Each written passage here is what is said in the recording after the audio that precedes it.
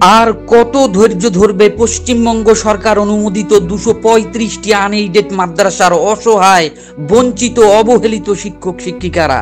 দীর্ঘ 13 বছর ধরে বর্তমান সরকার চরম বঞ্চনায় রেখেছেন এই প্রতিষ্ঠানগুলোর শিক্ষক শিক্ষিকা ও পড়ুয়াদের। এইরকম নিষ্ঠুর অমানবিক সরকার এর আগে কখনো বোধহয় এইভাবে সংখ্যালঘু শিক্ষা প্রতিষ্ঠানকে হাতে ভাতে সব দিক দিয়ে সর্বশান্ত করেননি। সেই 2012-13 সালে পশ্চিমবঙ্গের মাদ্রাসা শিক্ষা পর্ষদ থেকে অনুমোদন দিয়ে আজ দীর্ঘ 13 বছর হয়ে গেল পড়ুয়াদের ন্যূনতম দুপুরের আহার মিড ডে মিলটুকু পর্যন্ত দেওয়া হয় না। পোশাক, জুতো, ব্যাগ থেকে শুরু করে সমস্ত রকমের শিক্ষা সামগ্রী এবং সমস্ত সরকারি প্রকল্প থেকে বঞ্চিত রেখেছে এই সরকার। পড়ুয়ারা শুধুমাত্র বই খাতা পায়। সত্যি ভারতবর্ষের মতো দেশে পশ্চিমবঙ্গ রাজ্যের বর্তমান সরকার এই সংখ্যালঘু প্রতিষ্ঠানগুলোর ছাত্রছাত্রীদের শিক্ষার মৌলিক অধিকার থেকে বঞ্চিত রেখেছে দীর্ঘ 13 বছর ধরে। এটা অমানবিকতা, এটা পৈশাচিক ষড়যন্ত্র। সংখ্যালঘু শিক্ষা প্রতিষ্ঠানকে অনুমোদনের নামে 13 বছর ধরে শিক্ষায় হাতে ভাতে মারার চরম অমানবিকতা করে চলেছে এই সরকার। এই বঞ্চনা দেশের সমগ্র শিক্ষা মিশনের অধিকার লঙ্ঘন করেছে।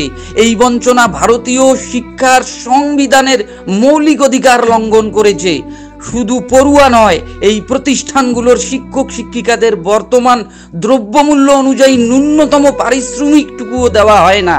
5,000, 6,000, 12,000 সাম্মানিক দেওয়া হয়, যেটা একজন দিনমজুরও এর থেকে বেশি মজুরি পেয়ে থাকেন।